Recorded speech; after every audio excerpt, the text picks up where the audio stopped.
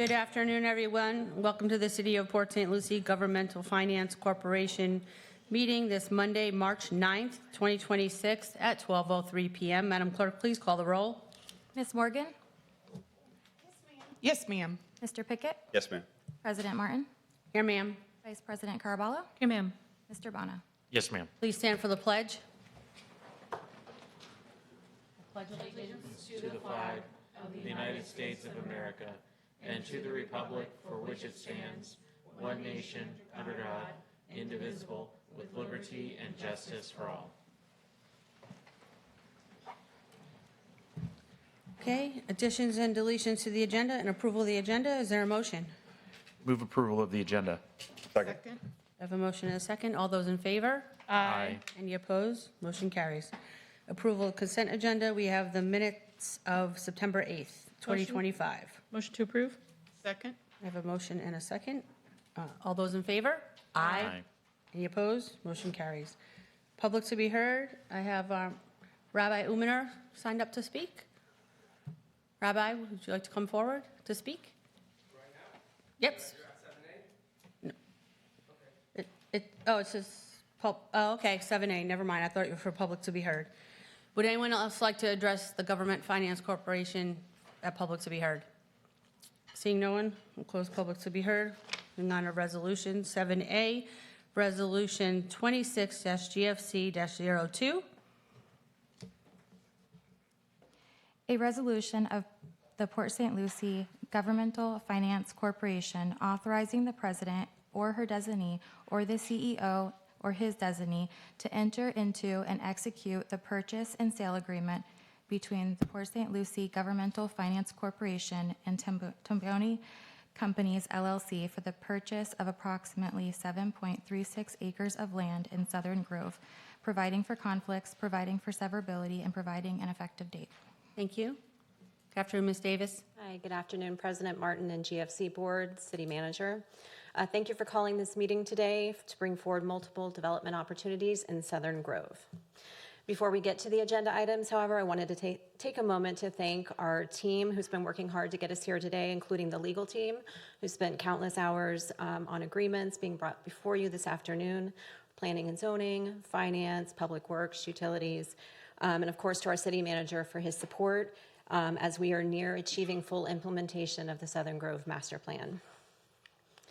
As you can see from the very colorful slide for the Southern Grove sales map, after the transactions that are before you this afternoon, there will be a mere 21.23 acres remaining for land development, representing the 3 tracks near Southwest Village Parkway and Marshall Parkway. Our agenda item this afternoon for board consideration is the purchase and sale agreement for 7.36 acres of land located at the northeast corner of future Destination Way and Southwest Village Parkway. The transaction would be with Tamboni Companies, LLC, another one of our great development partners in Southern Grove. Richard Tamboni is here with us today and will also be providing a little additional information on the project, along with Phil Shuck with Catalyst Healthcare Real Estate, who will be joining via Zoom. The purchase and sale agreement is for $2.565 million, or $8 per square foot, and includes a $25,000 first and $50,000 second deposit. The permitted use will be up to a 52-bed medical post-acute medical facility, specifically inpatient rehabilitation hospital, together with up to 40,000 square feet of office or veterinary hospital or clinic uses. We'll have a 120-day inspection period, a 60-day approval period, with a closing 30 days thereafter. As with the other transactions within Southern Grove, there will be a covenant to open and operate associated with this PSA. At this time, before we move forward with requesting board action, I would like to invite Richard Tamboni up to provide a little information on the project and his thoughts. Great, thank you. Good afternoon, Mr. Tamboni. Good afternoon, everyone. I hope all is well. Before we get going, I just want to, on behalf of Laurie, myself, and Tamboni Companies, is saying it's a real pleasure being here in front of you again today, looking at another parcel of land. And I truly want to thank a number of individuals who really helped through the process. What gets lost many times in these projects is what happens behind the scenes. You know, people come up here, they give a presentation, and there's a project, and then it gets developed on the road. But it takes a while prior to that event occurring, which is a tremendous amount of interaction with city officials. And so I truly want to thank Jennifer and Frank and the staff and the legal department. They're incredible, the P&Z facilities, the city manager, because there isn't a project that occurs within the city that doesn't have some things that need to be changed or negotiated prior to the event. And the continuity that's occurred within this city since we've been involved for almost 6 years now is amazing. And to me, to see what Jennifer mentioned today, that potentially after 2 great projects that will be talked about today, the Costco project and the Sansone mixed-use project, only 20 acres of land remaining, and that's exciting. So we're really proud to be here today. Want to thank you all for all your help and participation over the years. And this is an exciting 7.36 acre parcel of land. We've been fortunate enough that we have another developer by the name of Catalyst Real Estate, and Phil Shuck can speak here in a moment as well and talk about this project. But we believe that medical is really necessary. With everything that's happened within the city and within tradition, the one element that really hasn't been expanded upon is the medical side. And as we know, with the amount of residential occurring, I'm meeting with the CFO of the Cleveland Clinic after this to talk about what other necessary needs that they have today at 1:30. But there isn't a lot of it out there that's being talked about. There's been a lot of retail. There's apartments being proposed by the Sansone companies in mixed use, which is very necessary, you know, for what's occurring. We obviously have a number of significant single-family developments occurring as well. So we're excited to concentrate on the medical side. And so in saying that, as Phil, if you're on, if you don't mind talking about this 50,000 square foot project. Sure. Thank you, Richard, and thank you to everybody there. Good afternoon. I'm Phil Shuck. I'm Executive Vice President of Catalyst Healthcare Real Estate. We are a nationwide group that develops healthcare properties and gives better access to care throughout the country. And we have worked with this specific client. I think this is our 20th project with them, so very familiar with this product type and looking forward to breaking ground and bringing this access to healthcare for an inpatient rehab facility to Port St. Lucie. So again, thank you guys for having me. So this project will be a 42-bed inpatient rehab facility. It will have expansion capabilities to add another 12 beds to 54 beds total in the future. I think the site plan right now consists of about 4 acres of the 7.36 acre parcel there. The building will be roughly 55,800 square feet, 2-story facility. And like I said, does inpatient rehab care for the residents there. This is, for those who may not know or be familiar with this type of facility, it is a facility that's a post-acute. So typically patients after they've received care from a hospital or other acute care facility, they come here as a transition to get them home and get them well.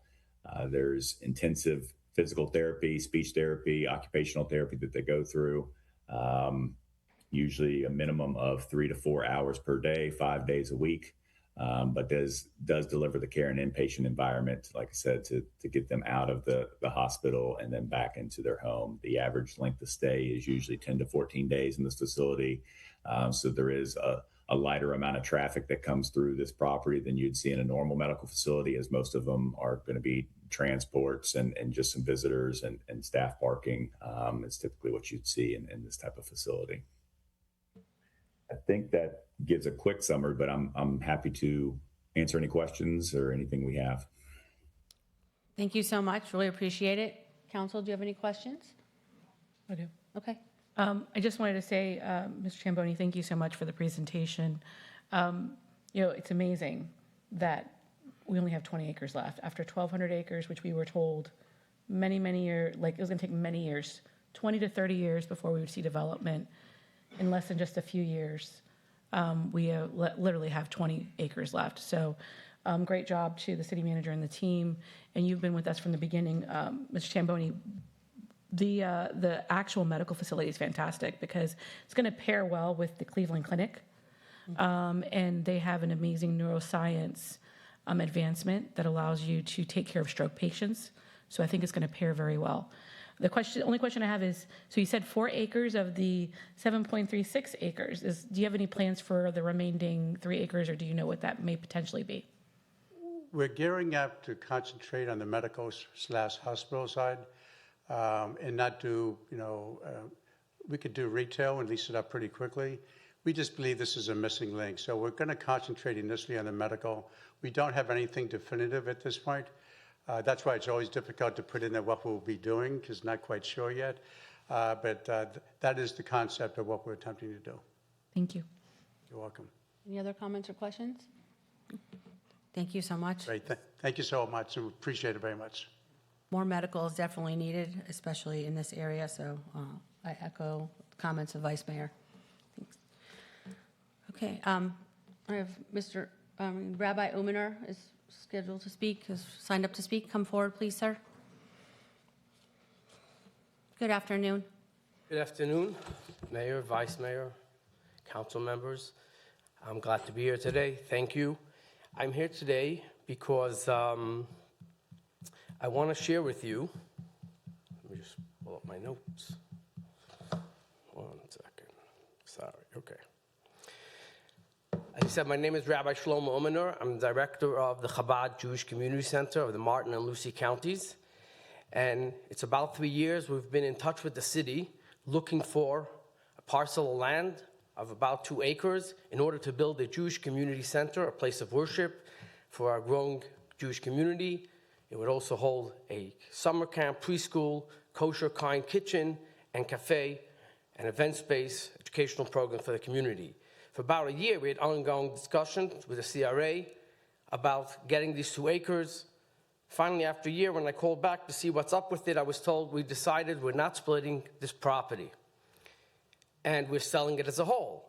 So I said, oh, no one told me, so I'll make an offer on the whole. So I said, oh, well, you better make it quick. We already have 2 offers on it. So I made an offer on the property, and it's actually this property that we're talking about, 7.3 acres. I was then called by the city that the city really likes what we have to offer, and they feel it's needed for the community. But they decided they're going to sell it to the developer because he's going to build the road. But they spoke to the developer, and he agreed to give us 2 acres of this land for the Jewish Community Center. I said, that's great. Can we arrange a meeting to work out the terms? And they said, well, not really. You have to talk to him himself. He said, well, I got the property. Maybe I'll sell it to you, but I'm not ready to commit to it. I'm not ready to give you the terms. That will be fair pricing closer to what the city is selling it for, plus development and costs. And that's what happened with this. Further going on, I've been in touch with the city further, and then we looked at 10.7 acres that's around and said, can we get 2 acres of this or any other 2 acres, or we're going to buy this 10 acres? I was told, don't make an offer on these 2 acres. Not yet. Don't make an offer on it. I then also contacted the vice mayor, who spoke to the city manager, and they said, well, we think really we should find 2 acres for you. But we don't think necessarily that it should be the 10 acres, but we should find 2 acres. We have maybe next to the park, the city has acres. Again, I spoke to CRA, and they said, well, those 2 acres, yeah, it might be a good idea, but we don't know yet on the planning where we're holding on it, and nothing has happened since then. In the meantime, yesterday someone told me, do you know that they opened up to take offers on the 10.7 acres that you wanted to, they told you not to do? No one, of course, told me that. So I'm here today to put on the record that it's over 3 years that we are looking for a piece of property to build a Jewish community center for the growing community that's here and growing community that wants to move here and looking to have that and needs this basically. And my question to the council, I'm sure some of you don't even know about this, that we were looking for this property, was never brought to your attention, is does the council value places of worship and people's need for faith and for community centers to tailor to the Jewish community? because, of course, I'm very happy about all the sales that's happening. It's great. I'm great that Costco is coming in and all the retail and medical is coming in. But of all the acres that you have, that you can't find 2 acres to put away that we would buy for the community Jewish center, my question is, do you value communities of faith? And if so, how are you going to show it besides by words, but by actual action to come up with 2 acres that we can buy? Thank you very much. Ms. Davis, would you like to address? Regarding available property. Yes. So specific to the 10-acre site, we were not putting that out for any offers until the road work was complete, which is the north-south connection on Tom Mackey. We've received a ton of interest on that site from a variety of uses. So at the point where we will notify and actually broadcast it for offers, Rabbi Umaner will be notified as well. We just haven't done that yet, so I don't know where he heard that statement, but we haven't moved forward with any offers on that site. Okay. Excuse me, but it's online. It says that you're accepting offers on it. Okay, thank you, sir. Please. Okay, please don't speak out from the audience. Thank you, Rabbi. I appreciate you coming up and speaking. Vice Mayor, did you have something you want to say? Okay. I met with the rabbi a little bit ago. I did meet with the city manager as well.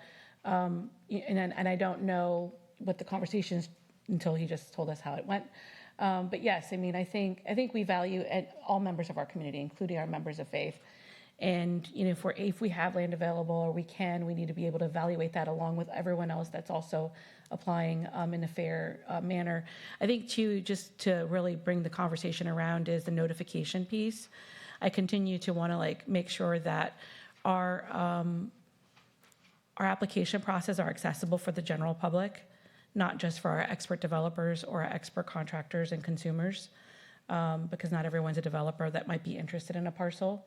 And so as the 10 acres does come up, I would like to make sure that the rabbi is aware, but then we look at that from a holistic standpoint as well, of making sure that, whatever we're putting out there, the public is being notified if it's something that they have interest in and would like to propose an offer. To me, that's really important. Just similar to the same conversation with Walton and One. I really think as many offers as we can receive for staff to review to see what would be the best thing that would be placed there, I think is truly important. Any other comments? No? So I agree with Vice Mayor wholeheartedly. I know that Rabbi's been looking for land, so whatever we can do to help facilitate that. We do have a need in our community for more faith-based, especially in the Jewish faith. And so I would like to see that come forward, especially since it's not like free land. The city is not giving out land for free, but they are looking for purchasing land. So let's see what that looks like. So thank you. All right. Is there a motion, council? Motion to approve resolution 26-GFC-02. Second. I have a motion and a second. Any final discussion? All those in favor? Aye. Any opposed? Motion carries. Thank you. All right, we are moving on to 7B, Resolution 26-GFC-01. A resolution of the Port St. Lucie Governmental Finance Corporation authorizing the president or her designee or the CEO or his designee to enter into and execute the purchase and sale agreement between the Port St. Lucie Governmental Finance Corporation and Costco Wholesale Corporation for the purchase of approximately 22.8 acres of land in Southern Grove, providing for conflicts, providing for severability, and providing an effective date. Thank you. Ms. Davis? So our second item this afternoon is definitely one that's kept us on quite a journey for a long time. For your consideration this afternoon is the purchase and sale agreement between the GFC and Costco Wholesale Corporation for 22.8 acres in Southern Grove. This slide better depicts the location near the southeast corner of the future Marshall Parkway and Southwest Village Parkway. The purchase and sale agreement provides for a purchase price of $6 million or $6.04 per square foot. There is a $300,000 deposit. The permitted use is for up to 170,000 square feet of retail use. and is intended to be developed as a wholesale and retail general merchandise facility, which will include a variety of uses therein. The inspection period is 90 days, with a 270-day development approval period and a closing 30 days thereafter. Again, as with other agreements within Southern Grove, the PSA does provide for a covenant to open and operate. So this purchase and sale agreement does include special consideration on behalf of the GFC. As part of the transaction, the GFC must cause at its sole cost and expense the construction and extension of Marshall Parkway so that a certificate of occupancy could be issued for the permitted use. We also have to provide confirmation to the buyer about the utilities, water, sewer, and such that are adjacent to the land and available for hookup, and providing approximately 40,000 cubic yards of filled dirt that is acceptable to the buyer. Also, as part of the transaction, the city will retain 2 out parcels as part of the larger tract, which is shown here. There's a 2.63 acre site at the corner, and then about 7.5 acre site on the south end of the tract. Jen, let's just go back one slide and go over these terms real quick since we're at that slide. So Marshall Parkway, where are we at? We are almost to second lift of asphalt, so at this point, the road can be driven on. We do anticipate that will be complete by the end of March. And then also, according to an update this morning, they're working on the landscaping as well, but that's not necessary for the road to be complete. And utilities, obviously, our utilities are already there and in place. And then with regard to the fill, it's already on site, correct? Yeah, when we started down this journey with Costco about 2 years ago, there was fill already on the site, so we memorialized that as part of the agreement. With the construction of the adjacent roadway, we expect some of that has been disturbed a little bit, so once we get into the agreement, our team will make sure that the sufficient amount of fill to meet the agreement is available. If not, we'll make sure to supplement.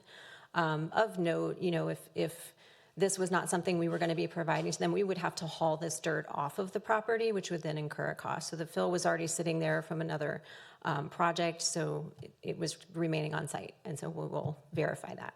Thank you for clarifying that. I appreciate it. Madam Mayor? Yes. Just one other point of clarification, too. This is not out of the ordinary from this deal. It's basically almost every parcel that we sold in Southern Grove has had something similar to this. There have been provisions, not necessarily this specific, but we have provided fill on other transactions. We've had roadway connections that needed to be done on others. So, and then the utilities are typically a standard caveat on those. And honestly, that's kind of how we were able to actually end up being so successful with this property. The buyers who had it originally didn't understand the complexities of this property. It was built, or everything that has been built is built on land that is kind of mucky, to be quite honest. And so there's had to, for everything, for Excel, for all of them, have had to have different concessions with Phil to be able to put it on supportive land to actually justify a building. So I just wanted to make sure it's nothing new in the area, at least for this project. That's definitely not a first for us. And you'll notice that there has been a lot of fill generated out there, and that's in connection with the lakes being dug, things like that. So you will notice that there is a lot of fill being moved around. So once you actually have to move it off site or out of the area, that's where you really do incur a cost. Thank you. I just want to thank both of you for bringing this up, because I was, just as Jennifer was talking, I was making my notes to make sure that key points were went over, that we reviewed to make sure that they didn't get misconstrued. And Marshall Parkway, which I know is just about done, the fill dirt's there. Everything that you're talking about is already in the works, and it's not something that we're giving away before the misconception that the city's doing this and just giving stuff away, because it's already there.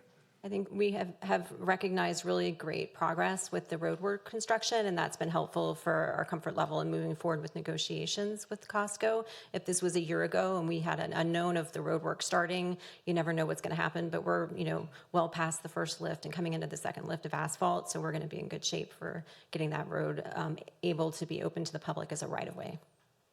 Great. Okay. You can continue.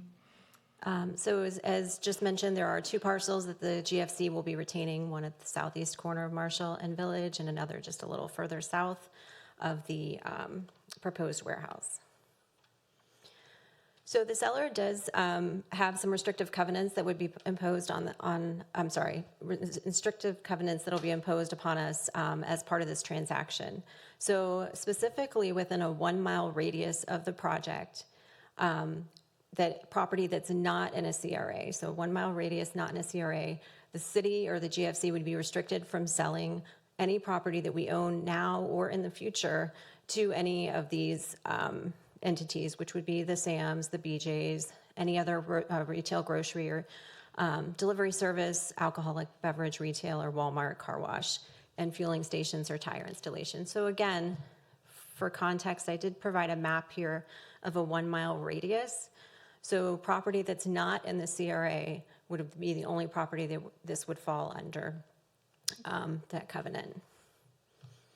And within the purchase and sale agreement, the Costco team did provide us their proposed site plan, which I provided for you here. So just to depict their store location on the southern end of the parcel, and the gas station would be tucked up in the corner near Sandstone Boulevard and Marshall Parkway intersection. So at this time, I will pause for any additional questions from the board. Any questions? No. No? Okay. And with that, we would request approval of Resolution 26 GFC01. Thank you so much. So we should be singing At Last for this as well. Super excited. I know our residents are very, very excited. Of course, when the agenda came out last week, within minutes, it was all over social media about Costco coming. I think there was some confusion too about whether it was actually the retail store versus the depot. But here we are, and now we are getting that retail store that we've been waiting so long for. So I know there's going to be a lot of happy people out in our community to finally get to this point and to have a store come out of the ground. So I know we're all excited and very happy to be able to be in the place that we are today. So with that, council, is there any motion that you would like to propose? Motion to approve Resolution 26-GFC-01. Second. I have a motion and a second. Any final discussion? Yes. Yes, go ahead. So I must be the weirdest person you've ever met. I have never been to a Costco. Really? Now's your chance. I can count on one hand how many times I've been to a BJ's wholesale. Mm-hmm. So I get the excitement. I understand.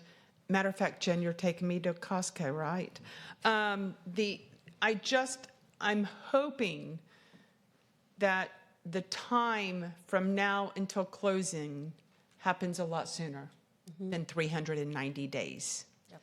Because I think the residents want it a lot quicker than that. Tomorrow. Yes, or yesterday. Yesterday. So I'm just a shout out to Costco. I'm sure you're on it, but I would love to see that cut in half. Would be really nice. I think we all would. So I asked the question a few months ago of their team of what is their normal development timeline. From the point where they actually go vertical, it's about 130 days. So it's actually a pretty quick timeline for construction. And I will say, from living in Martin County and going over the bridge in Martin County, and I was like, they're never going to get open by April. They're never going to get open. And sure enough, they do. So they have a great team assembled that works specifically on these projects and gets them done in a short timeline when they start construction. Awesome. Thank you. You're welcome. Do they have Buc-ee's nuggets? No, I'm kidding. Hey, that's coming too. Just not in our city, in Fort Pierce, close enough. Yes. Go ahead, Councilman. I just want to thank the staff, especially the CRA and the city manager's office. I know this was a heavy lift, and I know there was a lot of time involved in getting Costco to the table and making this actually come to where we're at today. So kudos to our staff, city manager's office, and thank you, Costco, for finally recognizing Port St. Lucie. Agreed. Yes, go ahead.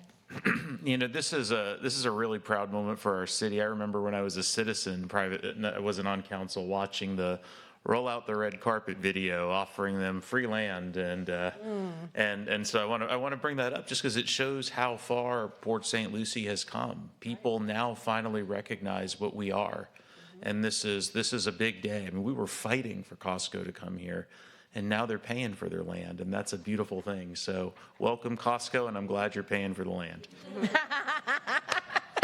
Excellent point. I almost feel like it's a mic drop moment. So I do. I don't remember, who was the gentleman we've met with the very first time from Costco when we were doing the depot? Oh, that was actually before I was involved. Eric, thank you. I really want to thank Eric. I want to thank Costco. And I want to touch on the depot too before we really get to the store. Because I still stand by what I said that day. The depot, the residents, this is a bonus. The depot is going to be such a huge impact to our community. The amount of jobs that depot is going to create above the average wage that even pay better than the Costco that's going to be directly across the street if this moves forward in this vote. Is huge, and it's so impactful for our community. So I will say, and I'm sure we had similar conversations, so I don't want to pretend I'm the only one that had this, but when I met with Eric that day, I actually brought in all of my club cards, Madam Councilman Morgan, and because I have a BJ's Club. I mean, I have a BJ's Club, I have a Sam's Club, and I had a Costco before the Stewart location, because occasionally when I could, I'd go down to West Palm and frequent Costco. And I understood they had demographics, very specific demographics that they looked for. And I felt that the way that they were looking at their demographics was not telling the whole story of Port St. Lucie. And when I sat down with Eric, I pulled out all my cards and I said, well, let me have a conversation. I know we're not here to talk about the store. We've been told by staff we shouldn't maybe talk about a store because we're focused on a depot. But here's why you want to come to Port St. Lucie. Because number one, let's just talk sheer distance. It takes me 45 minutes to drive to the North Palm location. It will save me approximately 6 minutes to go to the Caner Highway from my home. If you think I'm going to spend that time on US 1, I'd rather take the extra 6 minutes and get right off the highway and go to the Palm Beach location. Just convenience. The other thing was the demographics weren't talking about the disposable income and tradition. With many of our retirees, it wasn't impacting the new growth that was coming. We grew 54,000 people in 5 years.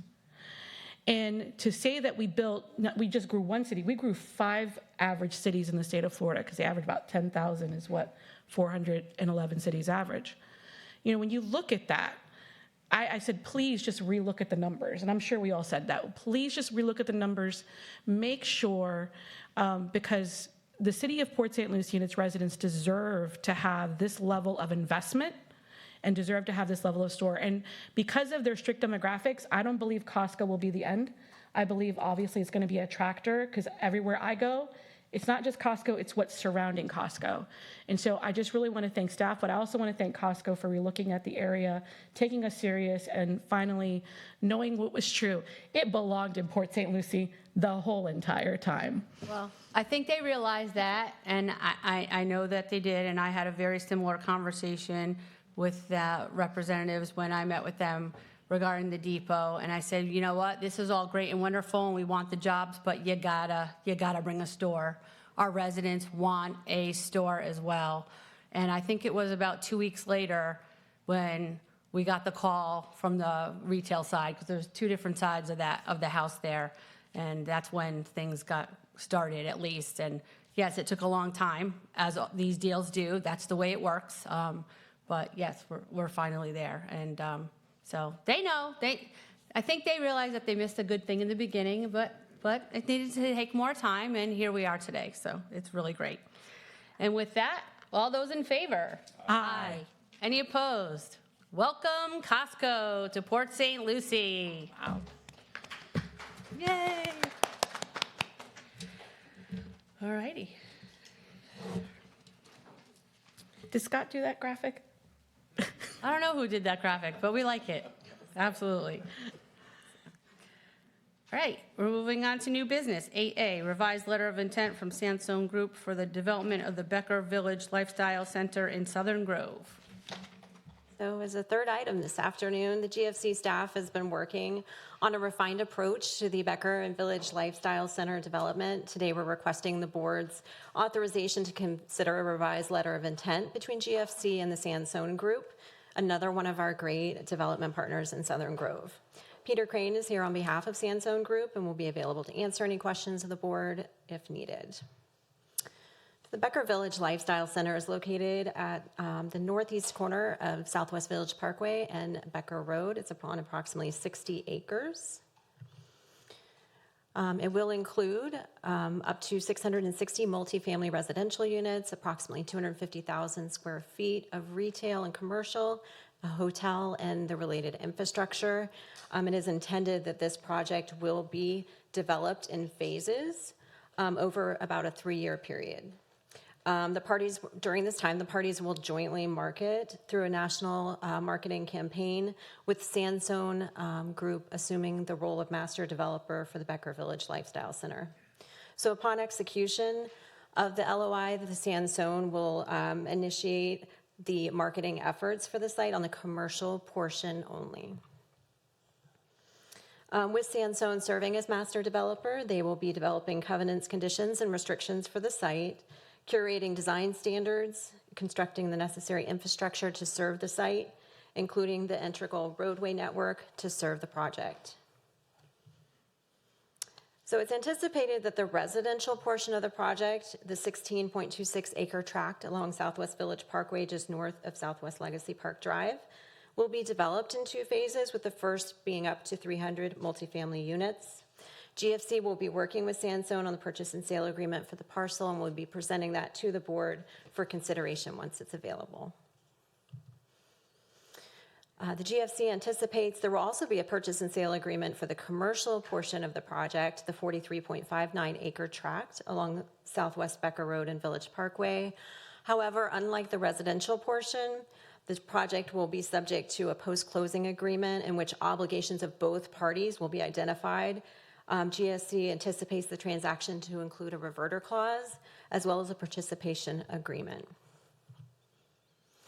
Again, referring to the commercial property only, the participation agreement will allow for GFC to recognize the economic upside of commercial development through equity participation, which will be negotiated at the deal level, the individual deal level. So meaning there could be several development opportunities within the commercial parcel, and the timing and structure of those deals will be negotiated with each deal, and again, brought forward to GFC board for consideration.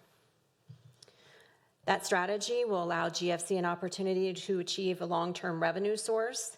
Our equity participation could be achieved through land contributions or other provisions to achieve the goals. In addition, GFC will have the opportunity to provide input with respect to the design and tenant mix within the commercial development program. At this time, before we recommend authorization, I would like to invite Peter Crane up to answer any questions and provide a little more context on the project. Good afternoon. Good afternoon, Madam Mayor, City Attorney, GFC Council. It's an honor to represent Sandstone Group in front of this board again. We're excited to be here, and I think Jennifer and the staff has just done an incredible job at ushering this deal, given its importance. It's not lost on us that this corner has been earmarked for a very long time. A lot of what's been accomplished in today's meeting affects what happens on that hard corner. And I'm happy to state here today that the flexibility that we offered within this document not only gives the GFC some control, but allows us to meet the demand of the market. I'm happy to report, without even having a leasing broker hired on this project, I'm fairly confident that with 3 national credit tenants that every resident in this community would love to have on the corner is sincerely interested in being in this project. That would be 135,000 square feet and 3 tenants right off the bat. And Vice Mayor, I heard exactly what you said, and I'm happy to report, since the time of submitting the RFP to today, I think the number of the multifamily units will come down and the number of commercial will go up. So if you look at the language, it was stated in a way where we have flexibility to push and pull where needed. So unless you have any questions for me, we're just internally grateful to do another project in tradition and keep up with the standard that we presented at Legacy Park. We look at this as our front door, and there is no more important piece to what we've done with the 4 million square feet on 400 acres than this 60 acres that's left. Thank you so much, Pete. Really appreciate that. Sandstone has been an amazing partner with the city, and I'm very happy to see that partnership continuing for sure.